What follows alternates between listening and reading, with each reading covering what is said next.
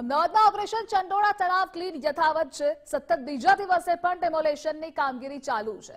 ગઈકાલે સવારે 8 થી સાંજે 6 સુધી 60% કામગીરી પૂર્ણ કરાઈ તો બાકી રહેલા ગેરકાયદે બાંધકામો પણ દૂર કરવાની કામગીરી। ડેમોલેશનની કામગીરીને લઈ પોલીસ બંદોબસ્ત ગોઠવવામાં આવ્યો છે। ગેરકાયદે બાંધકામો દૂર કરી 1 લાખ ચોરસ મીટર જગ્યા ખુલ્લી કરાશે। દાણી લીમડા તરફના ગેરકાયદે દબાણો દૂર કરવાની કામગીરી। અને આ મુદ્દે સંવાદદાતા અર્પિત જોડાયેલા છે। અર્પિત, ચંડોળા તળાવ ક્લીન ઓપરેશન આજે બીજા દિવસે પણ યથાવત છે।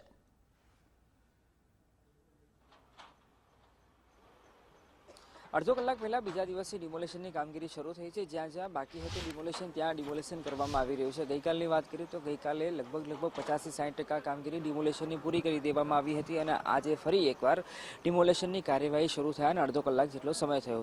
આપ જોઈ રહ્યા છો ગઈકાલે જે પટ્ટો હતો એ ઈસનપુર તરફનો હિસ્સો હતો અને આજે જે પટ્ટો છે એ ચંડોળા તળાવની અંદર જે દાણી લીમડા તરફનો પટ્ટો છે એ દાણી લીમડા તરફના પટ્ટા પર આ બાંધકામ દૂર કરવામાં આવી રહ્યું છે। ધીમે ધીમે જેસીબી આગળ વધી રહ્યા છે। એ જેસીબી આગળ વધીને જે ડિમોલેશનની કામગીરી કરવામાં આવી રહી છે।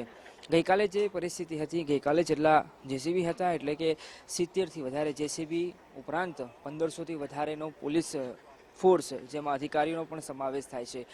તેઓને નિરીક્ષણ હેઠળ કાયદો વ્યવસ્થાની પરિસ્થિતિ જળવાઈ રહે એ પ્રકારે ડિમોલેશનની પ્રક્રિયા હાલ હાથ ધરવામાં આવી છે।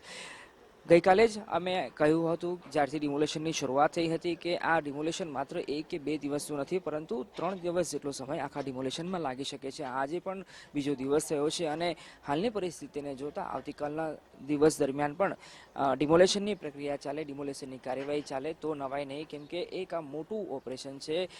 અહીં ખૂબ જ મોટા પ્રમાણમાં ગેરકાયદેસર બાંધકામ ઊભા કરવામાં આવ્યા છે। ગઈકાલે જ્યારે કોર્પોરેશનના અધિકારીઓ સાથે વાત થઈ હતી ત્યારે પણ કોઈ ચોક્કસ આંકડો એમની પાસે પણ ન હોવાની વાત એમના દ્વારા કરવામાં આવી હતી। માત્ર ટકાવારી થકી એમને આખો સમજાવવાનો પ્રયાસ કર્યો હતો કે 50 થી 60% ડિમોલેશન પૂરું થયું છે, પણ એક અંદાજ પ્રમાણે વાત કરું તો લગભગ હાલના તબક્કે જે ડિમોલેશનની કામગીરી છે 50 થી 60% સુધી પહોંચી છે અને હજુ પણ ડિમોલેશનની કામગીરી હાથ ધરવામાં આવી રહી છે।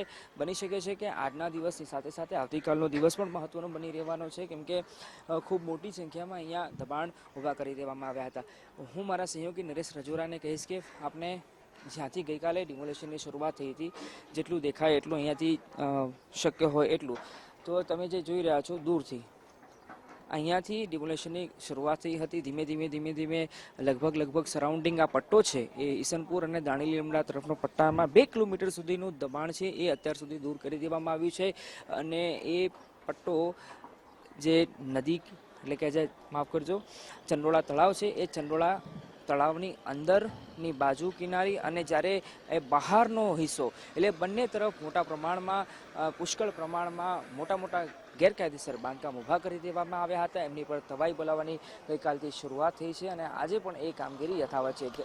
પાછલા કેટલાક વર્ષોથી આ ડિમોલેશન અને જે ગેરકાયદેસર બાંધકામ છે એને હટાવવા માટેની પ્રક્રિયા કરવામાં આવી હતી, પરંતુ કોઈક ને કોઈક કારણોવશ એ સફળ ન થઈ હતી, શક્ય બની ન હતી। પણ હવે જ્યારે કેન્દ્ર સરકારના માર્ગદર્શન અને સૂચના હેઠળ રાજ્ય સરકાર દ્વારા આ મહત્વની સૂચના આપવામાં આવી હતી સ્થાનિક સ્તરે કોર્પોરેશનને, એ સૂચના પછી ગઈકાલે તાબડતોડ આખી પ્રક્રિયા ડિમોલેશનની હાથ ધરવામાં આવી હતી, જેમાં પોલીસ ફોર્સની મદદ લેવામાં આવી હતી। પરિસ્થિતિ ગઈકાલે સામાન્ય હતી, શાંતિપૂર્ણ માહોલમાં આખું ડિમોલેશનની પ્રક્રિયા પૂર્ણ કરવામાં આવી હતી, કોઈ વિઘ્ન આવ્યું ન હતું અને આજે પણ ઠીક એ જ પ્રકારની આશા અને અપેક્ષા સેવાઈ રહી છે કોર્પોરેશન દ્વારા અને પોલીસ પ્રશાસન દ્વારા કે શાંતિપૂર્ણ અવસ્થામાં આખું ડિમોલેશનની પ્રક્રિયા પાર પડે, કેમ કે ખૂબ મોટો વિસ્તાર છે। આજની વાત કરું તો આજના પટ્ટામાં હું બતાવું તો આજે મારી જમણી તરફનો હિસ્સો છે ત્યાં ઘણા એવા બધા મકાન છે કે જ્યાં હજુ લોકોએ ખાલી નથી કર્યા અને હજુ પણ પોતાનો સામાન છે, ઘર વખરી છે એ કાઢવા માટેના